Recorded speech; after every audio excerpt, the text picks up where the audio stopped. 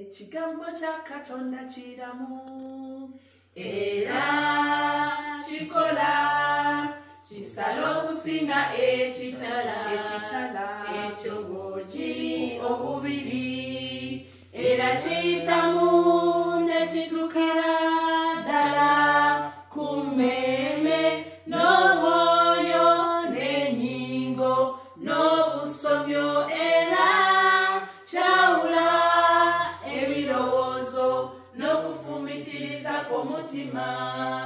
Ekigambo kya Katonda kiramu otyo era kikola kisala okusinga ekitala ekyobogi obubiri era kiyitamu ne kitukira ddala ku mmeeme n'omwoyo n'ennyingo n'obusobyo era kyawula ebirowoozo n'okufumitiriza kw'omutima.